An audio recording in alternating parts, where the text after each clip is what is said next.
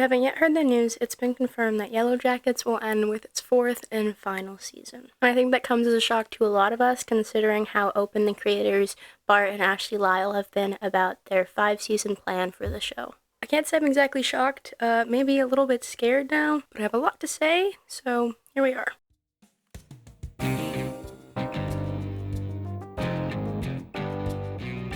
If you've been here following my Yellowjackets content, you can kind of see around Season 3, Episode 4, my passion for talking/making content about the season kind of shriveled up and died. I haven't wanted to touch it, if I'm being completely honest, but I finally did a series rewatch, and I feel like my opinions are a lot more collected now. I also feel qualified to speak on this, seeing as I predicted enough of Season 3 to get a bingo.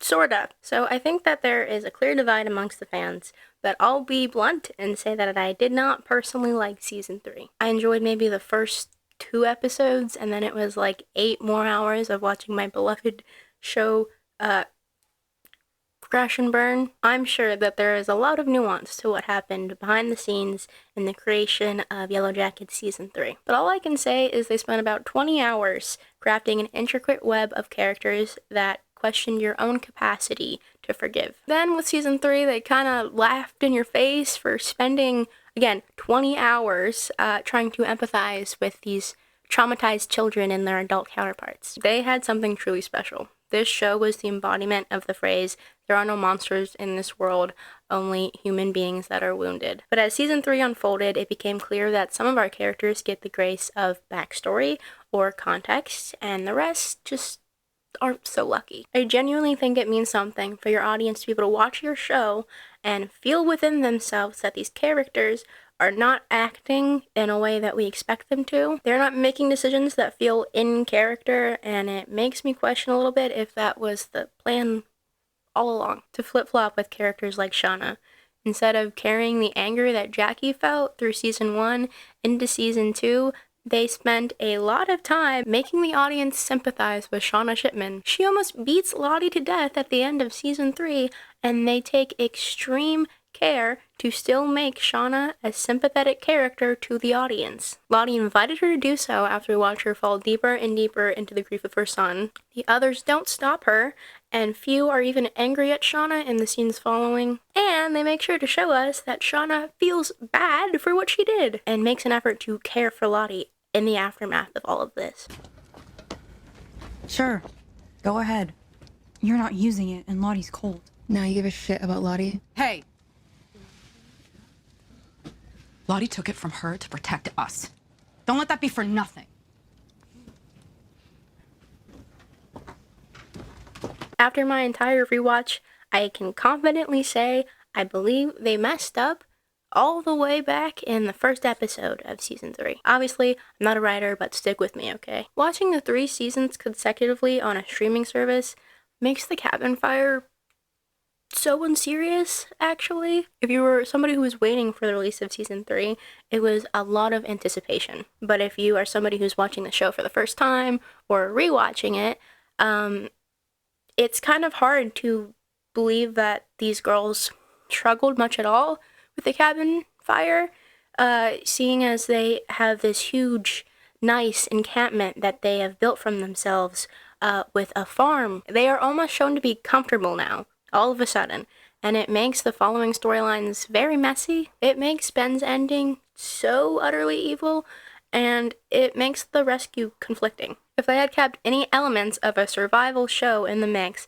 I think the audience would have had an easier time understanding and sympathizing with the characters automatically. If the girls had spent Season 3 traveling after the cabin fire, it would have led to rescue and the frog scientist. We could have had Ben's trial in there, as they're actively dealing with the consequences in a much more dire manner than we see them in the Season 3 that we got. Oh, and Shauna leaving her baby behind and traveling and not even knowing if they're ever going back would add a lot, in my opinion. And I'm not even really going to get into the clusterfuck that was the adult timeline, but I will say that Shauna's family leaving her should have been her breaking point, especially after we see her find this note from Melissa that backs her story up. Granted, we do not know what's going to happen. I wish in the ruins of all her life she could have channeled that teenage Shauna and remembered what it was like to have this wish to go to Brown and be a writer, and she could have found a passion and an outlet for herself in writing some fantasy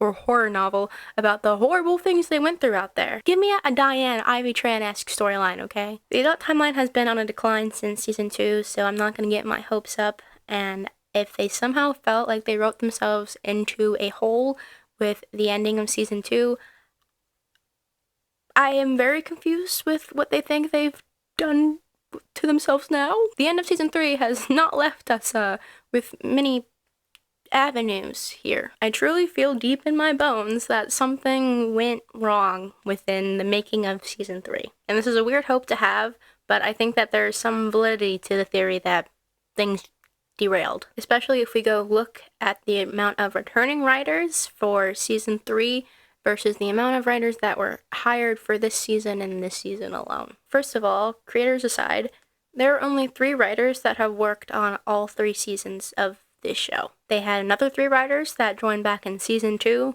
join for season 3, and then there were 4 entirely new writers hired on to write for season 3. Again, obviously, we do not know what happened behind the scenes, but the disconnect makes sense here if we, consider that only 3 writers in that entire room have been there since the first season. If the intentions of the show were to genuinely play with our emotions, I'm sad. I really am. So I'm gonna hope that things went wrong. And I think that's why I feel so conflicted about the cancellation of season 5.